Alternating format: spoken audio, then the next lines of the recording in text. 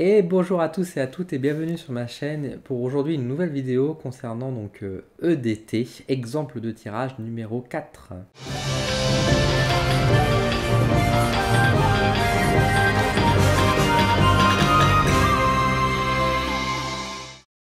Alors, on se retrouve donc pour, comme je vous ai dit, pour un épisode de EDT, donc exemple de tirage. Si vous débarquez sur ma chaîne et vous ne savez pas ce que c'est EDT, exemple de tirage, c'est une émission en fait, enfin une émission, c'est un bien grand mot, ce sont des vidéos où je vous présente en fait des tirages à conditions réelles, c'est-à-dire que je demande aux gens de me poser des questions sur Instagram, que je réponds en vidéo, en direct, enfin en semi-direct, on va dire ici dans ma vidéo, pour vous montrer tout simplement comment moi je fonctionne et vous donner quelques astuces au passage quand je tire les cartes dans des conditions réelles. Donc c'est pas pour vous présenter un tirage particulier, c'est pas pour vous présenter une méthode, c'est juste pour vous montrer un exemple en fait tout simplement que vous pouvez vous inspirer après pour pouvoir vous entraîner si vous souhaitez tirer les cartes, tout simplement.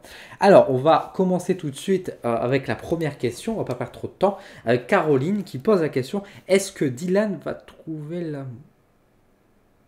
On passe. Alors, on va commencer donc avec réellement la première question, qui est donc de Nathalie. Nathalie qui pose la question donc, pourquoi tout est bloqué dans ma vie actuellement. Alors, j'ai sélectionné cette question parce qu'elle est, elle est ouverte. Elle est déjà, c'est une question ouverte. Et ça va être intéressant à creuser. C'est pas une réponse en oui ou non. Il faudra quand même développer un tirage assez conséquent. Il faudra trouver les bonnes cartes, les bons tirages. Donc déjà, ça va demander de penser à quel jeu on va utiliser par rapport à ça.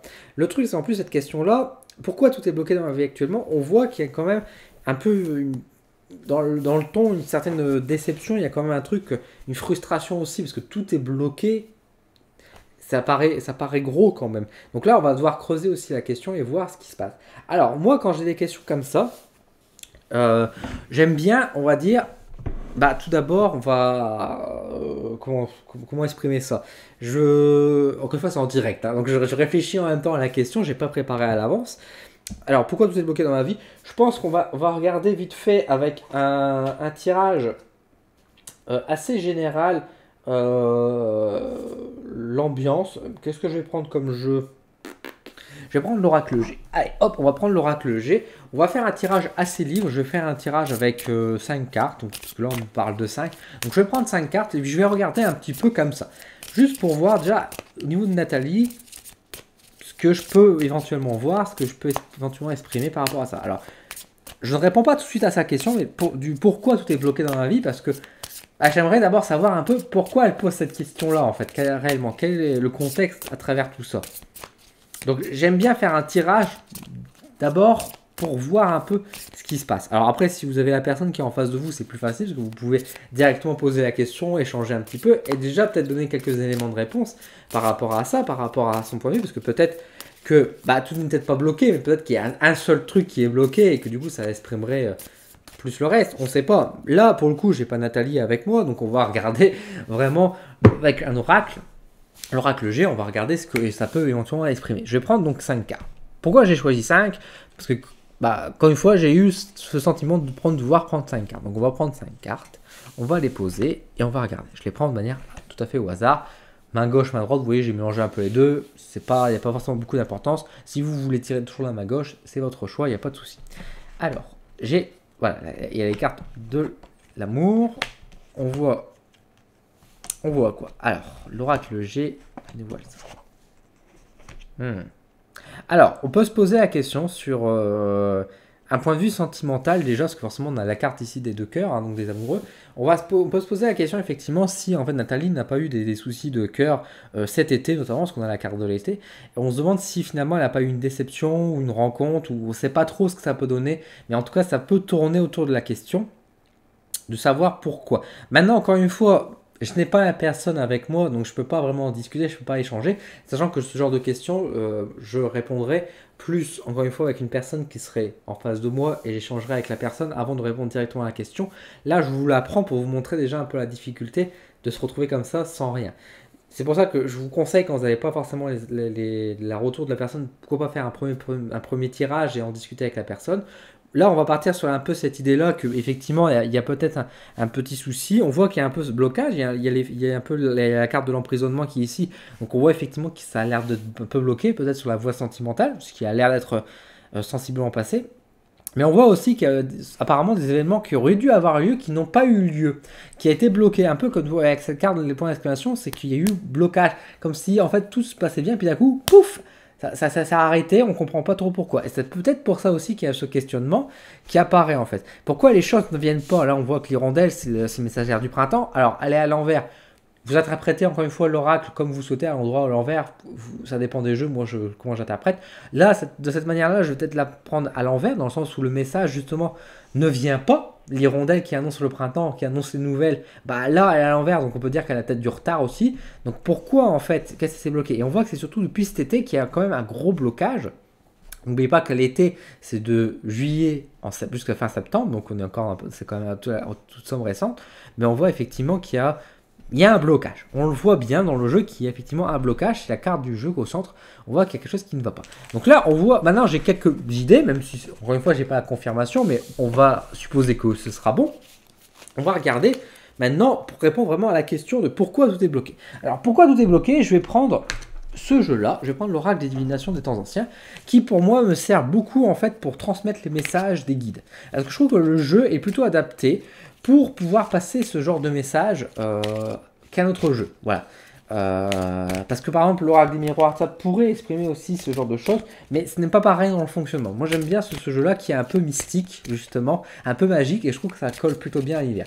Donc ça peut être intéressant si vous avez plusieurs jeux, de définir parfois le rôle que vos jeux occupent. Vous voyez, parce que moi j'utilise donc ce jeu-là, quand je dois passer un message des guides en général, j'aime bien rajouter ce genre de carte de ce jeu-là. Comme j'ai des jeux qui sont exclusivement pour le sentimental, des choses comme ça, etc. etc. Voilà. Hop, donc j'ai mélangé un peu les cartes. Moi j'en prends toujours 3, parce que c'est comme ça. C'est ces 3, la Trinité. Hop, et on va regarder. Alors, pourquoi? Nous avons la sagesse, nous avons l'illumination, et nous avons la connaissance. Alors, Nathalie, je rappelle donc la question de base de Nathalie, c'est pourquoi tout est bloqué actuellement, c'est ça, hein, que je relis bien la question. Pourquoi tout est bloqué dans ma vie actuellement? Alors, on voyait bien, comme je l'ai dit, on a vu précédemment dans le tirage de l'oracle G qu'il y avait effectivement un blocage. Donc là, maintenant, il faut savoir trouver la réponse du pourquoi. C'est pas donner la solution par rapport au problème, parce que là, la question, c'est pas de trouver la solution, c'est de savoir pourquoi tout est bloqué. Y a-t-il une raison à ça? Alors, est-ce qu'il y a une raison au blocage? En fait, on dit que Nathalie passe à côté de certains éléments. Parce qu'on voit à travers la carte, donc à la fois de la connaissance, de l'illumination, mais même aussi un peu de la carte de la sagesse, c'est que les informations, elles sont là, en fait. Que ce qu'elle exprime, en fait, ce qui est bloqué, du pourquoi, en fait, de ces réponses, elle les a déjà, les réponses, en fait. Elles sont déjà présentes. Pourquoi? Parce que la chandelle, justement, l'illumination, pour moi, c'est pour montrer que c'est éclairé, donc c'est quelque chose qui n'est pas caché. Et on voit que le livre connaissance, donc c'est bien sûr le savoir, avec l'oracle et le sagesse, ça peut représenter un peu les guides, ça peut représenter aussi, encore une fois, un peu l'idée aussi de la connaissance, etc. Pour moi, le problème qu'a Nathalie aujourd'hui, c'est qu'elle passe peut-être à côté justement des informations capitales, peut-être qu'elle reste bloquée elle-même sur une idée, alors qu'en réalité, le problème est déjà résolu, ou peut-être que le problème, le blocage qu'elle peut avoir aujourd'hui peut se débloquer très facilement parce qu'elle a déjà tous les outils pour, mais c'est juste que elle n'a pas encore associé la clé, j'ai envie de dire, au Canada, par exemple. Ça peut être quelque chose comme ça.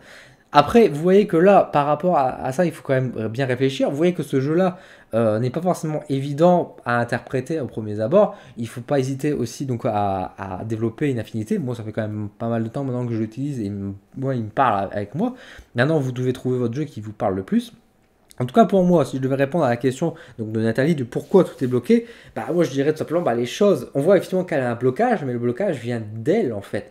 Mais parce que en réalité, à côté de ça, quand on pose la question à ses guides, quand on pose la question finalement comme ça à la vie, on voit bien que les choses ne sont pas bloquées en soi, que la solution est déjà là, est déjà exprimée. Maintenant, c'est juste à Nathalie de justement de choper l'opportunité, de les prendre, de se débloquer. Alors, face à ce genre de questionnement, ça demande plus qu'un simple attirage. Ça va demander forcément un développement personnel, un questionnement, une guidance plus complète. Donc là, forcément, je vous ai montré cette question justement exprès aussi pour vous montrer que poser cette question comme ça ne va pas forcément vous aider. Parce que là, actuellement, je m'arrête là. Parce que j'ai répondu à la question du pourquoi. mais ça donne pas la solution. Moi, je n'aime pas ça. Après, il y a des voyants, il y a des gens qui font des guidances, qui vont s'arrêter là, qui vont empocher l'argent et vont partir derrière. Il n'y a pas de souci. Mais là, on voit très bien que la question, que là, la réponse, de dire simplement, il n'y a pas de blocage. En fait, le blocage, c'est Nathalie qui se le met elle-même. Ça répond à la question, oui, mais ça ne donne pas la solution, ça n'aide pas Nathalie en soi. Donc, pour moi, il faudrait creuser un peu plus, il faudrait aller plus loin. Et donc, c'est pour ça que là, l'échange devient important. Et donc, il ne faut pas hésiter à communiquer avec la personne et poser des questions et travailler avec la personne en question, avec Nathalie à ce moment-là. Donc, c'est pour ça que Nathalie, si tu regardes cette vidéo, n'hésite pas à venir me voir après la vidéo pour échanger et discuter. En tout cas, tu n'as pas trop à t'inquiéter parce que c'est pas quelque chose qui est temporaire, c'est pas quelque chose qui est bloqué volontairement pour te punir ou quoi. Il n'y a pas du tout de ce genre de choses. Bien au contraire, on voit que les clés, elles sont pas loin de toi, elles sont déjà acquises en toi a priori. Maintenant, il faut juste mettre la main dessus. Et de toute façon, la carte de l'illumination, c'est ça aussi. C'est juste aussi dévoiler, éclairer justement les choses, en fait, les outils pour pouvoir t'aider. Alors, je vois que ma caméra est en train de biper pour la batterie, donc on va passer à la question suivante. En tout cas, Nathalie, faut pas s'enfermer par rapport à ça. Et on voit aussi que ça peut donner une astuce quand vous avez des possibilités de poser des questions. Vous voyez que ce n'est pas quand vous posez la question, ça ne donne pas forcément toujours la réponse que vous attendez aussi. Donc, il faut faire attention par rapport à la formulation que vous voulez poser. Quand vous posez une question trop large, vous avez des chances de ne pas avoir forcément la bonne réponse parce que là, typiquement, surtout dans une case comme ça Instagram, je n'aurais jamais passé mon temps à répondre à la question qui aurait été beaucoup plus trop longue et beaucoup plus profonde, qui aurait demandé quand même beaucoup plus de temps que juste répondre aux questions en oui ou non à une réponse plutôt rapide. Vous voyez. On va passer à la question suivante, qui est une question assez ouverte aussi, de Anaïs, qui dit « Qu'est-ce qu'il faudrait pour que je Alors, elle a mal écrit la question. Qu'est-ce qu'il faudrait pour que je m'épanouisse pleinement professionnellement ?» Alors là, on va répondre aussi, c'est une question assez large.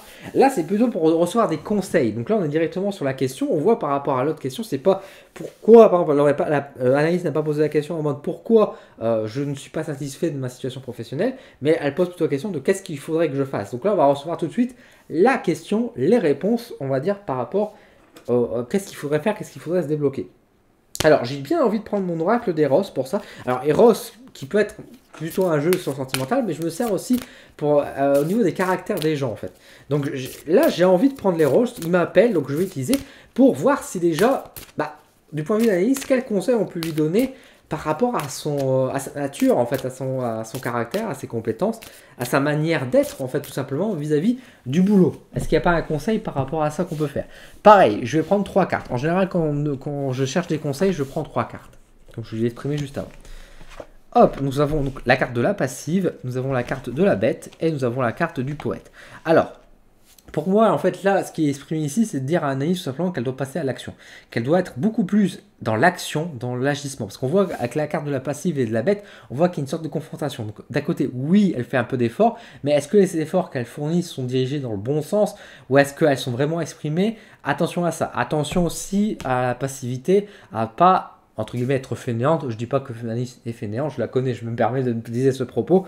Je sais qu'elle fait des choses, mais en tant que cas, attention de ne pas trop laisser faire les choses, il faut aussi agir. La bête exprime effectivement cette idée un peu de combativité, effectivement déjà de devoir se mettre en avant, de devoir aller de l'avant, mais aussi faire face à l'adversité. Les choses vont pas toujours être faciles, mais il faudra faire face. Surtout que ça va plutôt bien de pair avec la passivité qui est juste à côté, avec la passive, donc justement peut-être de combattre aussi un peu peut-être parfois la flemmardise, la non-envie, ou le laisser aller, il faut aussi exprimer et mettre de l'action dans les choses. Il y a également le poète qui est ici, donc on voit aussi qu'il y a l'idée de s'inspirer, on lui conseille peut-être aussi de trouver de l'inspiration, de proposer quelque chose d'autre, de tenter de nouvelles choses, de trouver sa façon de faire, d'être unique, de devoir agir du coup en conséquence de sa personne aussi, avec la bête. Mais c'est surtout, le poète va encore une invitation à penser, à réfléchir autrement. Donc pour moi, Anaïs, comme quoi le jeu a très bien répondu tout de suite, comme quoi il faut écouter, vous voyez l'instinct. Quand un jeu vous appelle, que vous dites, mais pourtant ça ne va pas, l'oracle des roses c'est un oracle sentimental, et vous voyez que ça répond très bien à la question qui est pourtant une question professionnelle.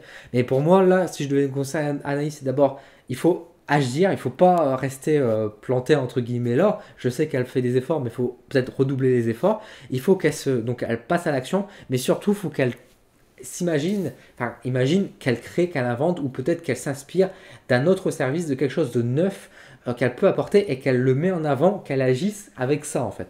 Donc Anaïs, pour t'épanouir professionnellement, moi je te conseille de partir sur de la nouveauté, et de donner peut-être un petit coup de pied au cul, on va se dire ça comme ça, pour pouvoir agir. Encore une fois, il n'y a rien de méchant quand je dis de donner un coup de pied au cul. Moi-même, je me dis souvent que je veux me donner un coup de pied au cul sur certaines affaires, mais c'est juste que si tu veux que professionnellement tu sois plus épanoui, pour avoir le retour que tu souhaites avoir, il faut passer plus à l'action qu'à l'heure d'aujourd'hui. Et également, on te conseille d'aller vers un nouvel horizon sur un nouveau service. Alors ça ne veut pas dire changer de voie, changer de chemin professionnel, mais ça veut dire surtout de trouver une autre inspiration, un autre élan. Voilà, une autre idée. Voilà, j'espère que j'ai répondu à la question, en tout cas Anaïs. Je vais m'arrêter là parce que ma caméra elle continue à biper au niveau de la batterie. J'espère en tout cas que cette vidéo EDT, donc exemple de tirage, vous a plu. N'hésitez pas à me le dire en commentaire. N'hésitez pas également à me dire ce que vous en pensez. Si vous avez des questions sur les tirages et comme ça, n'hésitez pas à me le dire également. Je suis là pour vous donner quelques astuces. Donc c'est le moment de poser vos questions. N'hésitez pas à partager la vidéo si elle vous a plu, à vous abonner à la chaîne si vous la découvrez. Et dans ces cas-là, bienvenue. Et sur ce, je vous remercie. Je vous souhaite des très bonnes fêtes parce qu'on est dans la période de fête. Et je vous dis à très bientôt pour de nouvelles aventures. À bientôt.